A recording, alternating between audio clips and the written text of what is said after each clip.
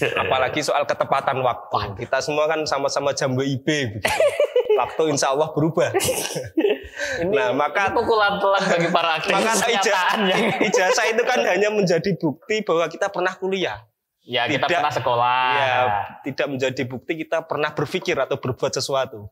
Wala tatafakarun, afala takkilun, kan begitu. Apakah kamu tidak pernah berpikir? Apakah akalmu tidak digunakan? Berarti kalau ada pemilu, milihnya Kudus. Ya, tergantung. Kalau pas bangun nyoblos ya nyoblos. Ini mungkin salah satu sebab di mana tempat sebesar ini terlalu melo tuh saya tidak suka. Anda tahu sendiri jawabannya.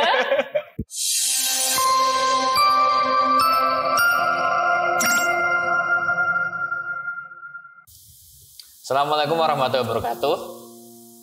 Waalaikumsalam warahmatullahi wabarakatuh. Ya, terima kasih sahabat Naik Daun. Pada momen kali ini, alhamdulillah kita diberikan kesempatan yang sangat luar biasa berada di rumah yang estetik banget. Saya Gus Umar. Siap. Nah, alhamdulillah sama Gus Umar. Teman-teman tentunya udah kenal siapa ini Gus Umar, khususnya para aktivis-aktivis kepemudaan, aktivis ormas, baik itu di Kudus, di Semarang, Jawa Tengah, dan nasional tentunya sudah kenal dengan sosok Gus Umar. Gus Umar ini kalau boleh cerita ini kan Ramadan kesibukannya dulu Gus. Ini sibuk kegiatan apa Gus Umar? Ya, Ramadan sebagaimana umat muslim lainnya ya. Menikmati datangnya bulan Ramadan. Datangnya bulan Ramadan dengan cara beribadah. Memfokuskan diri kepada Allah. Ini kameramen pada horor semua terus. Seperti umat muslim lainnya. Bersuka cita datangnya Ramadan. Nah, kita sukacita semua tentunya di bulan Ramadan ini. Nah, Gus Umar kalau kegiatannya kan kita kenal Gus Umar nih aktivis tulen lah ya. Aktivis di kemahasiswaan, di teman-teman anak muda. Nah, ini kegiatan-kegiatan yang sebelum sampai kegiatan nih, kita pengen tahu juga Gus Umar nih prosesnya dulu tuh ngaktifinya di mana aja Gus? Kalau saya sendiri sih tidak menisbatkan sebagai seorang aktivis ya, karena bagi saya tagline aktivis itu berat. Harus capable dalam intelektual, komitmen dalam waktu, tertata rapi begitu. Saya sendiri intelektualitas juga tidak mahir-mahir amat, apalagi soal ketepatan waktu. Kita semua kan sama-sama jam WIB begitu. Waktu insya Allah berubah. Maka pukulan telak bagi para aktivis. Maka tagline aktivis saya tidak berani menisbatkan pada diri saya sendiri. Oh, berarti sesungguhnya aktivis itu harus pada porsi yang itu ya? Porsinya sangat tinggi. Tapi circle teman kita. Nah, saya sendiri bergelut di organisasi sudah sejak ketika madrasah. Madrasah dulu di? Saya madrasah di Madrasah Tasfiqut Thulab Salafiyah. Dulu bareng-bareng bersama teman-teman berproses di Persatuan Pelajar. Mungkin kalau di sekolah lain namanya OSIS begitu. Di Pramuka, di Saka Bayangkara. Gus Umar juga ikut itu? Di Paskibraka Kabupaten Kudus tahun 2011. Siap gerak, hormat gerak gitu? Masuk di jenjang perkuliahan di dunia kampus, saya melibatkan diri di himpunan mahasiswa jurusan, di unit kegiatan mahasiswa, dan berproses di PMI, di Pergerakan Mahasiswa Islam Indonesia. Itu pun sebagai bentuk ketidaktahuan saya terhadap dunia luar, saya menerjunkan diri di aktivitas organisasi supaya lebih tahu lah, dan menjadi bekal bagaimana ke depan kembali lagi ke masyarakat tentunya. Tapi menurut Gus Umar nih ya, kalau ngomong dunia aktivis ya kan, teman-teman kuliah ini kan banyak mahasiswa nih, itu lebih baik ikut kegiatan kegiatan yang non akademik atau hanya akademik kalau menurut Gus Umar? Kalau dunia kampus semua harus dipelajari, baik perkuliahan sesuai kurikulum di dalam kelas maupun kegiatan-kegiatan non SKS, non kurikulum yang ada di luar kelas, melibatkan di UKM, HMJ ataupun organisasi yang lain yang bertujuan untuk kemanfaatan, terlebih untuk mengasah skill-skill kita, bakat-bakat terpendam. Barangkali kita yang jago berretorika, yang jago berdiskusi, yang mau mengambil keilmuan-keilmuan lain di luar keilmuan jurusan. Karena kita tidak tahu setelah dari kampus apakah yang berguna sesuai dengan ijazah kita atau tidak. Karena tidak jaminan. Ini bahwa ijazah itu kan hanya menjadi bukti bahwa kita pernah kuliah. Ya, kita pernah sekolah. Ya, tidak menjadi bukti kita pernah berpikir atau berbuat sesuatu. Gitu. Tidak berpikir. Kebanyakan yang mana? Karena saya selalu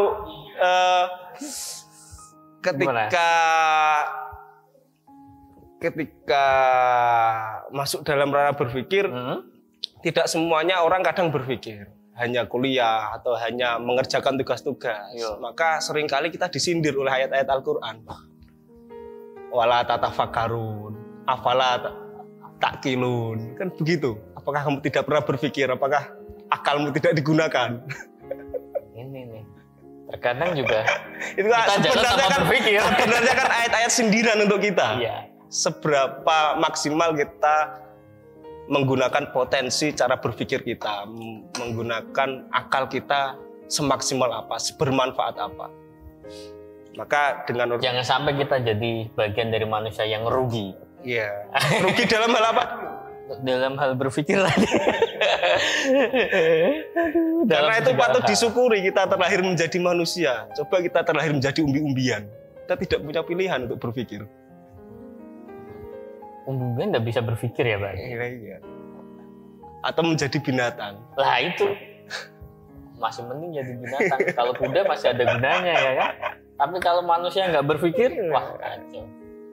Tapi kan ya bukan mengkritisi sih kan, sekian banyak mahasiswa, sekian banyak orang-orang terpelajar kan juga banyak juga kan yang kemudian ya saya kuliah hanya untuk ijazah, terus ujungnya ijabsah, bukan nyinggung Gus Umar kalau ngomong ijabsah ya. Nah bagi masyarakat kampus yang berpikir demikian itu juga tidak salah, karena mungkin orang masuk kampus motifnya berbeda-beda, misinya berbeda-beda. Ada yang sekedar memang ingin mendapatkan ijazah perkuliahan untuk kepentingan pribadinya atau yang lainnya. Itu juga tidak salah menurut saya. Tapi ruang-ruang diskusi mahasiswa hari ini, kalau menurut Gus Umar lebih terbuka atau mungkin ada batasan-batasan atau enggak sih? Bagi saya ketika itu masih dalam ranah diskursus, tidak ada batasan. Kita boleh berpikir atau membahas apapun. Menjadi batasan ketika kita ingin melakukan hasil diskusi itu. Apakah sesuai dengan norma ataupun tidak. Terutama kita sebagai masyarakat timur, apakah cara berpikir kita ketika ingin diimplementasikan dalam perilaku atau perbuatan sesuai tidak dengan norma-norma ketimuran, apalagi kita yang dilingkupi dengan rambu-rambu etika beragama. Berarti teman-teman ini kan kita sebagai orang Indonesia, masyarakat timur, berpikirnya pun juga harus kita sesuaikan supaya tidak berseberangan kan? Iya. Nah, tapi kan kadang banyak juga yang bacaannya itu ya tidak diimplementasikan sesuai daerahnya, banyak kan. Nah, jadi teman-teman aktivis ini ya bukan hanya aktivis sih ya, semuanya lah. Ya. Semuanya itu kalau bisa ya memang kita ada di mana dan kita sesuaikan aja kan. Kalau belum siap dengan konsekuensi masyarakat, kalau udah siap nggak apa-apa dong Gus. Iya. Harus tahu lokal wisdomnya masyarakat tersebut. Lokal wisdom masyarakat tersebut. Kalau kita ini kan Kalau Gus Umar ini di KTP-nya masyarakat Kudus atau masyarakat Semarang? Kebetulan saya masih terdaftar sebagai warga masyarakat Kudus di KTP. Berarti kalau ada pemilu milihnya Kudus. Ya tergantung. Kalau pas bangun nyoblos ya nyoblos. Tapi harus dong, Gus. Iya. Kita harus mengapresiasi. Harus keterlibatan dalam hal demokrasi ya. Bagaimana mengarahkan suara kita. Sobat Naik Daun, perlu diketahui Gus Umar ini menjadi salah satu tokoh muda di Garda Bangsa juga, Provinsi Jawa Tengah. Beliau adalah sekretaris Gus ya. Nah, sekretaris. Ketua dan sekretaris ini adalah couple yang sangat amazing. Kalau boleh, ini kan gini Gus. Banyak orang kalau sepengetahuan saya, Gus Umar ini kan dalam pendidikan pun juga tidak tertinggal. Kami banyakkan aktivis itu ya ada sih, walaupun akademik juga oke. Tapi kan ada pesan untuk, kan banyak juga yang aktivis kayak misal saya semesternya sampai di ujung tanduk. Kalau Gus Umar kan nggak di ujung tanduk kan, walaupun telat-telat kan ya telat dah Gus. Ya mungkin yang pakai kacamata telat ya saya dibilang telat. Kalau sampean di ujung tanduk, saya hampir di ujung tanduknya. Kan nggak sampai di ujung tanduk, mesti harus ditelepon. Ini habis nih DO bos. Enggak kan? Enggak. Cuman sudah masuk 2 digit lah. Oh.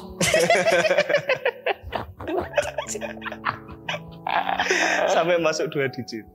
Tapi nggak sampai di ujung tanduk. Masih ada sisa semester. Kadang itu kan ada dilema ketika ya karena masih dipantau orang tua juga kan. Banyak kan aktivis-aktivis seperti itu. Dilemanya satu, kamu jangan aktivis terus nanti nggak lulus lagi ya. Kan ada dilema seperti itu. Ada tip-tipnya nggak Gus? Supaya ya konsen belajar. Ya, bagi saya orang tua itu ya spirit dorongan, tambahan energi.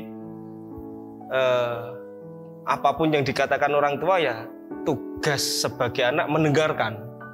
Tidak untuk diajak beretorika atau didebat, karena itu bukan ranah perdebatan menurut saya. Tapi persoalan kita melibatkan diri di organisasi untuk beraktivitas itu bagian dari tanggung jawab sosial kita sebagai manusia. Ini pasan begitu. Ada dalam pemahaman saya ada namanya kesalehan individu. Bagaimana kita berhubungan menyembah kepada Allah selaku hamba. Ada juga kesalehan sosial yang disitulah kita berinteraksi dengan sesama manusia, entah melibatkan diri di organisasi atau di kegiatan-kegiatan yang bersifat kemasyarakatan.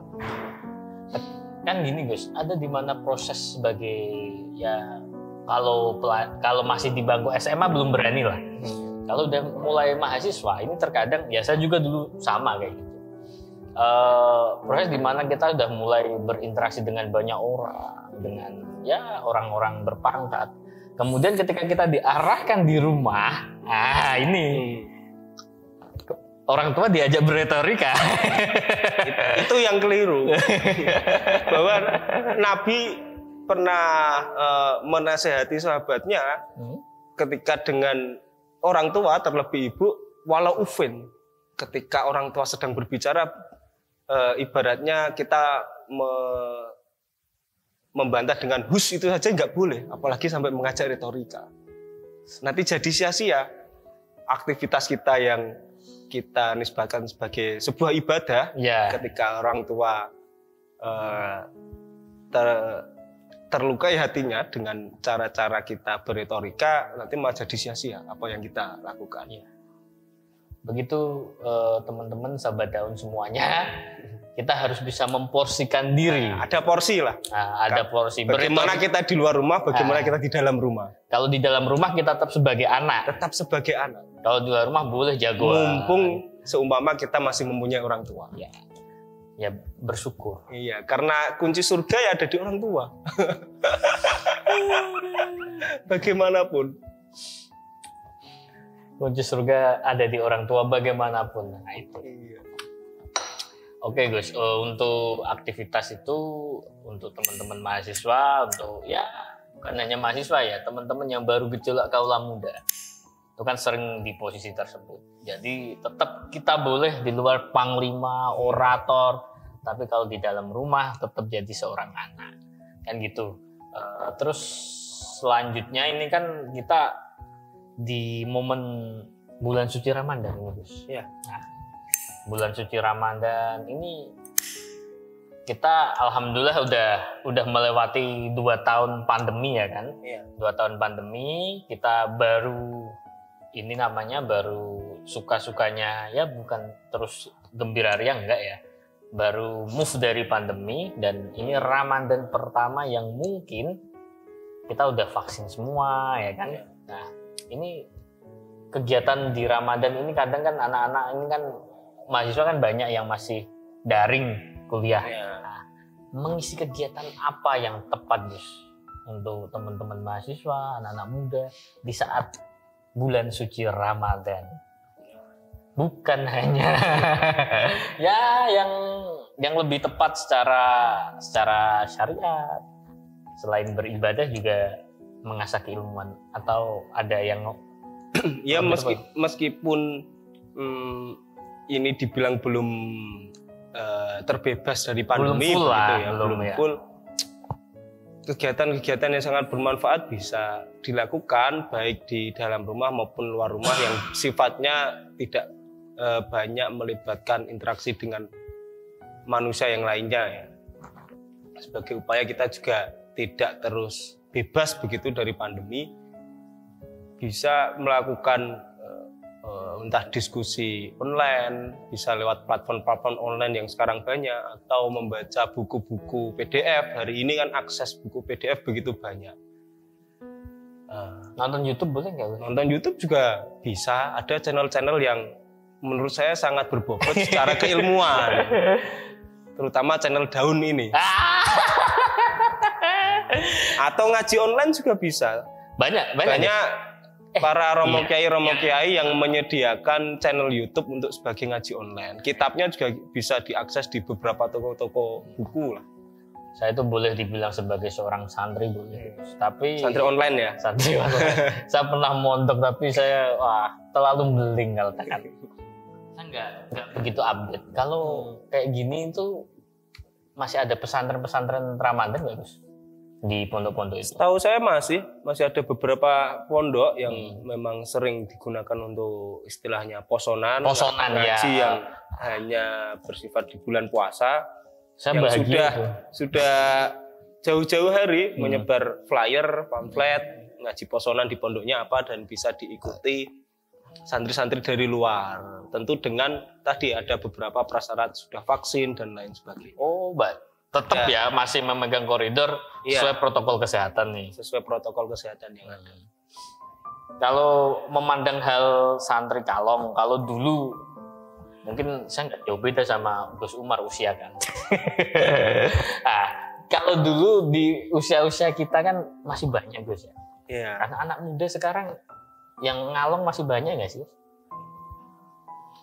Maksudnya yang ikut posonan itu masih jadi habit nggak? Masih jadi habit beberapa kalangan tertentu. Jadi dari dulu juga orang mondok ya segitu-segitu aja, tidak terus mayoritas. Pasti masih ada. Enggak, berarti habit. Tidak terus ketika orang ngomong ini digital, ini ngomong zamannya udah berbeda, bukan berarti terus turun enggak ya? Tidak. Masih tetap ya namanya populasi masyarakat kan memang begitu. Ya ada yang memang gandrung nyantri, ada yang kurang gandrung nyantri tapi interest dengan cara-cara berkehidupan santri, cara-cara intelektual santri, dan itu wajar-wajar saja dalam masyarakat menurut saya.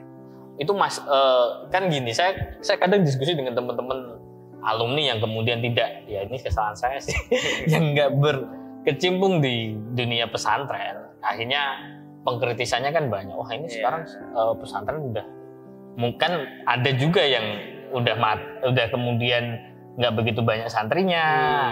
Ini pesantren nggak ada bos, ini kacau, ini moral anak bangsa gimana? Kan banyak yang bilang seperti itu.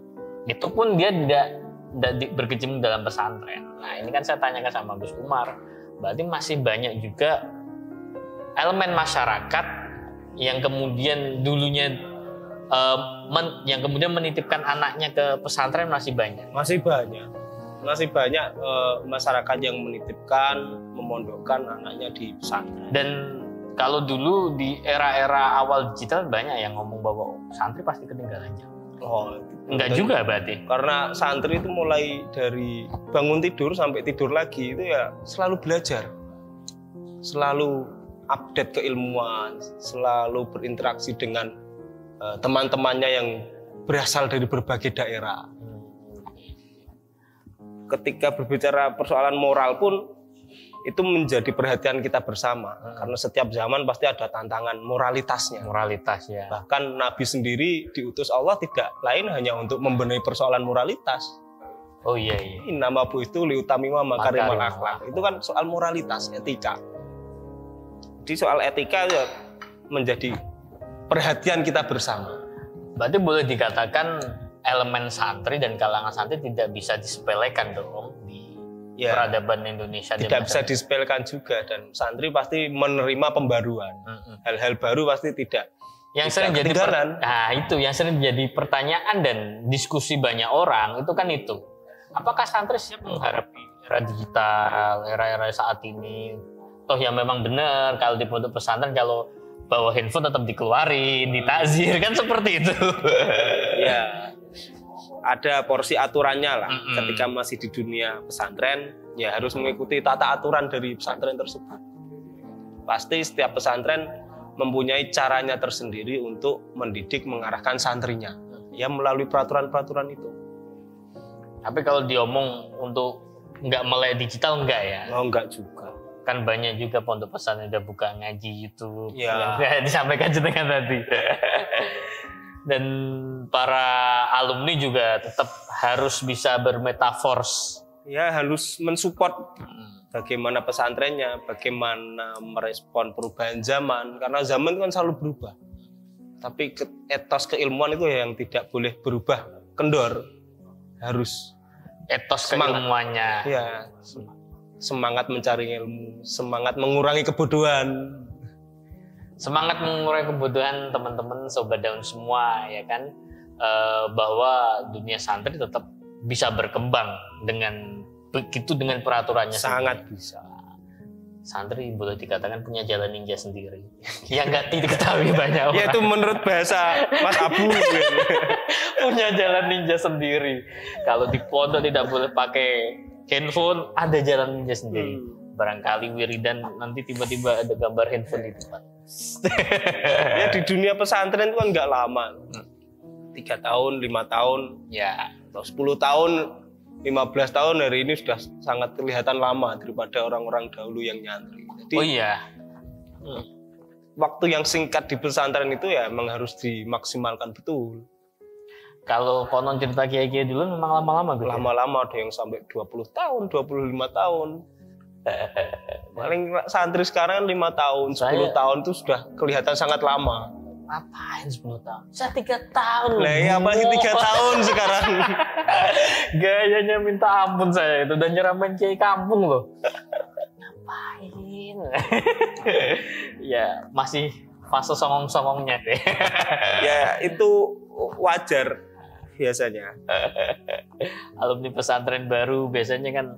Oh iya, ada sebuah kajian dulu. Saya pernah baca waktu di pesantren kan gitu. Tantangan santri itu bukan saat dia membaca kitab kuning di pondok pesantren, tapi membaca kitab kehidupan. Maksudnya mengimplementasikan ilmunya di masyarakat.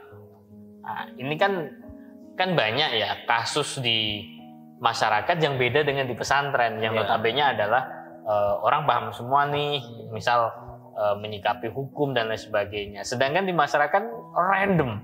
Iya. Ada tantangan seperti itu. Apakah itu benar, Gus? Kalau menurut jenengan di masyarakat sebegitu randomnya? Ya masyarakat kan selalu berubah-ubah. Begitu juga zaman. Tapi apa yang dipelajari di pesantren itu kan pondasi dasarnya. Oke. pondasi dasarnya dulu dimatengkan, dipahamkan, dikuasai. Untuk pengembangan di masyarakat tergantung setelah keluar dari pesantren itu bertempat di masyarakat bertipe seperti apa. Kalau sudah tahu dasarnya untuk pengembangan problematika yang di masyarakat, insya Allah nanti juga akan bisa. Karena masyarakat itu selalu berubah, tidak mungkin statis, stagnan. Untuk yang ini Gus, apa namanya?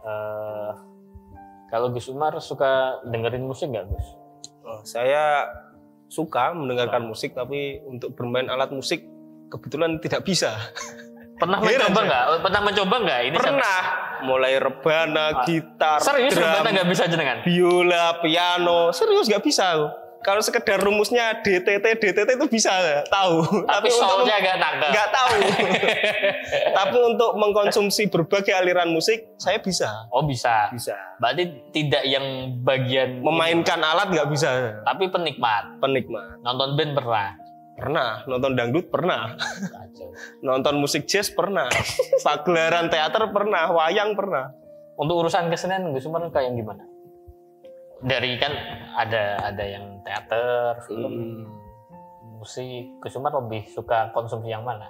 Ya suka semua sih. Suka semua. Bagi saya itu bentuk pengekspresian kesenian, ini pengekspresian jiwa ya. Jadi saya tidak berhak menilai itu tidak baik, itu tidak enak, atau ini tidak cocok di saya. Tapi saya mencoba untuk menikmati semua. Dari sisi mana saya bisa menikmati. Karena itu bagian dari sebuah karya, tentu perlu diapresiasi. Oh iya, perlu diapresiasi teman-teman. Tenang, ya kan? Gus Umar bukan yang nggak suka dengerin musik, tetap happy asmara, enggak kan? Kadang-kadang. Ya ini Inka kadang-kadang. Itu terlalu indah sekali. Queen juga. Duh, kenapa suka? Scorpion, ya Metallica, oke. Gamelan Jawa, oke. Kok terlalu random sih? Sangat random. Bioskop, oke. Bioskop action, oke. Bioskop romantika saya tidak bisa menikmati kebetulan. Bentar, bioskop romantika yang gimana ini? Ya yang alur ceritanya mungkin genrenya romantis ya, melankolis, saya tidak bisa menikmati. Saya mending lebih memilih film action atau yang ada kayak sejarah-sejarah tertentu. Ini mungkin salah satu sebab di mana tempat sebesar ini terlalu melo tuh saya tidak suka. Anda tahu sendiri jawabannya. Anda suka romantis, Bos. Romantis tuh ya rokok makan gratis, nah itu romantis. Itu di setiap kantor yang ada logonya hijau sama buminya tetap ada.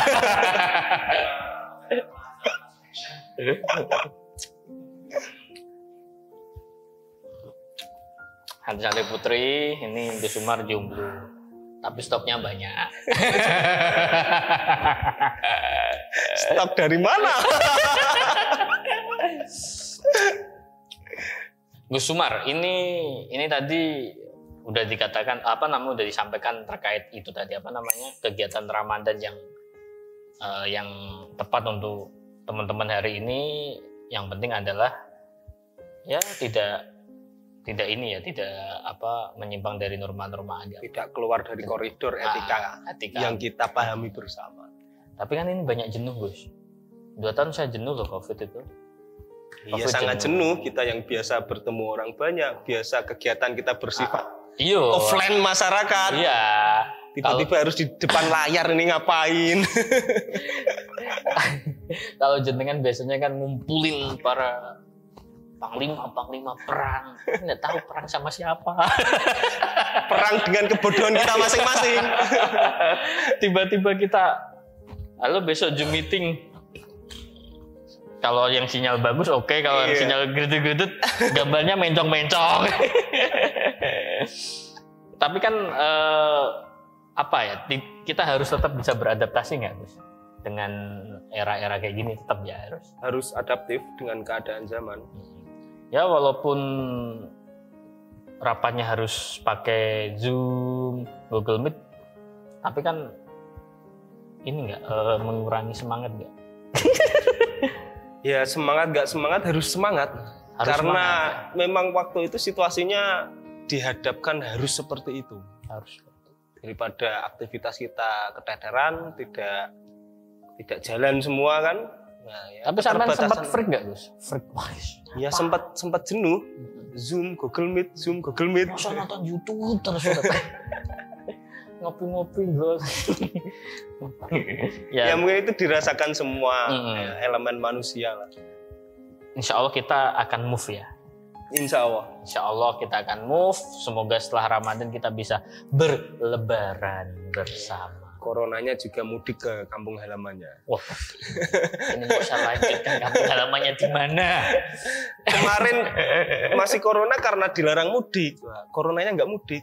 Kan ada larangan mudik dari pemerintah. Ini kalau coronanya mudik kita yang Nah kalau lebaran kali ini mudik diperbolehkan, bisa jadi coronanya balik ke kampung halaman.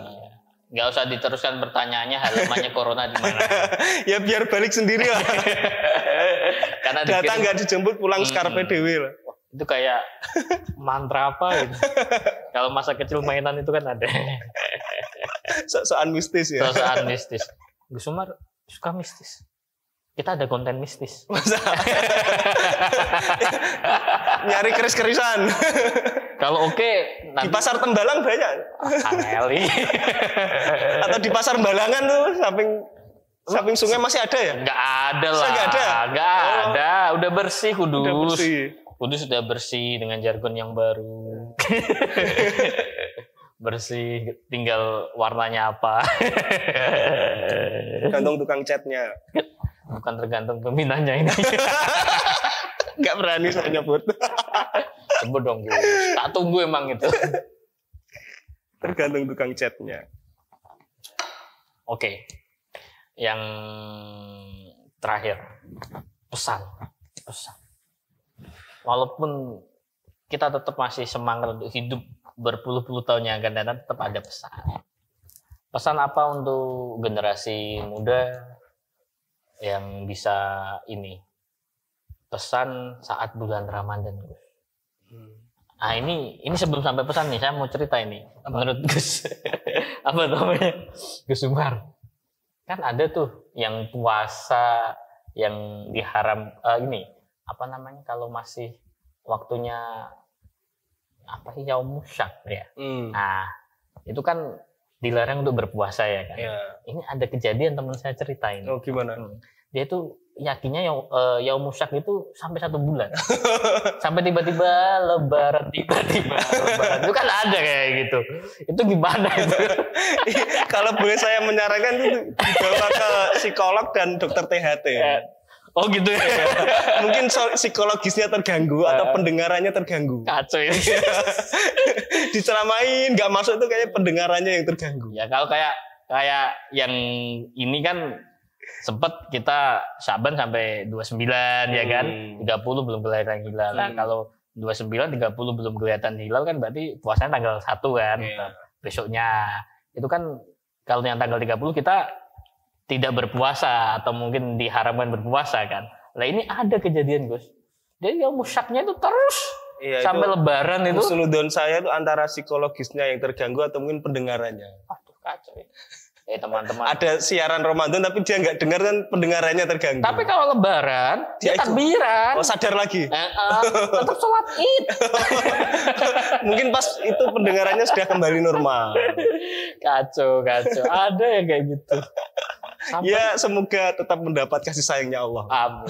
Yang Allah Rahman. Iya. Tapi juga Allah punya adab. Tuh, jangan ditunggu adab, tapi ditunggu azan maghribnya.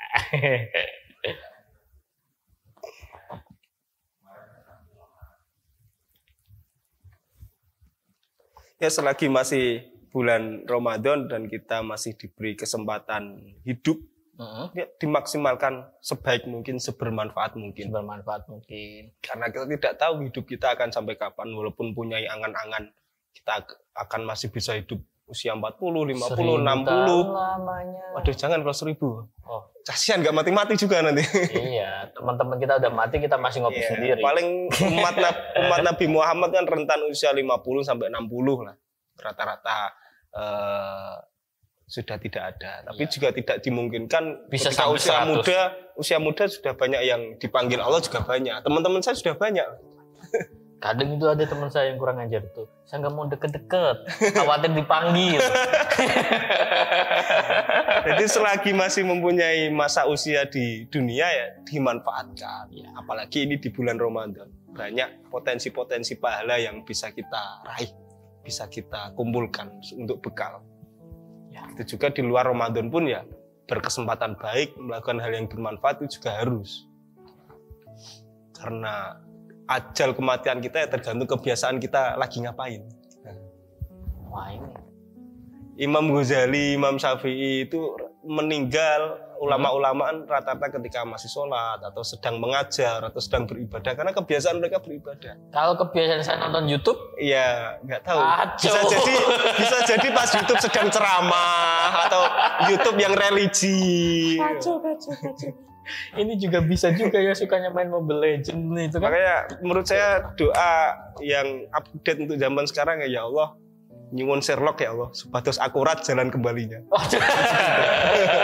ini tepat nyuwun Sherlock ya Allah supados akurat jalan kembali. Ya, tidak melenceng-lenceng lah. Padahal besok saya mau diajak PS. Ya nggak apa-apa selingan. Oke, Mas PS di sana. Kesempatan next karma Mas PS. Ini ada pertanyaan cepat sebelum kita memungkasi ngobrolnya kita. Walaupun sebenarnya kita pengen menggali banyak, tapi di momen awal-awal ini kita sebentar mengganggu Gus Umarnya aktivitasnya.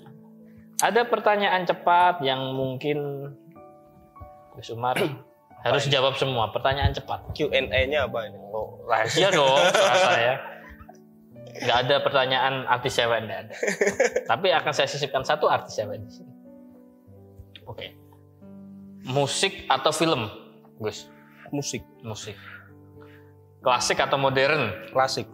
Gunung atau laut? Wah, sulit semua itu. Pilih dong. Gunung atau laut? Laut lah. Laut.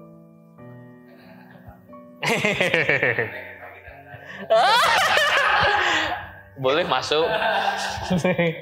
Karena ada pantainya. Rock atau pop? Rock. Berarti, oh iya, Marsnya kan rock kita. Apa? Mars kita kan rock. Iya, rock. Koplo atau ambiar? Koplo. Lebih suka koplo. Kan sekarang musiknya ambiar semua. Karena koplo tuh biasanya langsung lari ke ambiar. Oh, nggak ada ambiar ke koplo jarang. yang ini. Pemimpin atau penggerak? Iya. Pemimpin, oke. Petani atau industri? Petani. Ini agak berat tapi lumayan keren. Swasta atau pemerintah? Swasta. Oke. Eksekutif atau legislatif? Eksekutif. Siap, kita tunggu waktunya Gus Umar untuk menjadi eksekutif. Untuk diri saya sendiri. Minimal. Jawaban ini tidak usah dijabarkan apa-apa. Biar teman-teman tahu. Gus Umar akan menjadi eksekutif selanjutnya, kita tunggu waktunya. Ini oke, terima kasih Gus Umar atas waktu dan kesempatannya. Nanti next time kita sambung lagi karena kita butuh pencerahan banyak. Nah, saya sendiri itu tidak cerah-cerah amat. Ya, nanti kan ya juga cerah-cerah sendiri kalau udah ada yang bikin kopi di sini kan. Ya, teman-teman kalau mau stalking Gus Umar, Instagram apa Gus? Umar SB _ SB. Iya. Kok sama ya saya? Saya ada SB-nya, Bos. Apa SB-nya apa situ? Serius ada. SB-nya apa? SB runcing. Ya, SB-nya apa situ? SB-nya rahasia. SB-nya ya Abut si bambu runcing, SB doang. Boleh tahu dong SB-nya apa? Ya kan saya karena nama saya itu 3 kata ya saya singkat saja. Umar Said Burhanuddin. Oh, jadi saya singkat SB begitu, biasa singkat SB. Oke, boleh lah kita sama-sama SB. Sama. Kalau disingkat lagi bisa itu USB.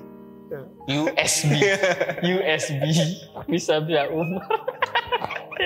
USB bagus ya. Teman-teman bisa stalking, boleh dong stalking? Boleh Ya. Asal jangan diblok ya, nanti kena pemberitahuan Instagram. Konten berbahaya. Bisa di suspend. Enggak. Teman-teman baik-baik semua. Yang penonton paling juga banyak nanti yang ngeblok. Ya, terima kasih Gus Umar, waktunya mohon maaf. Saya juga terima kasih Mas Abu sudah mau merepotkan.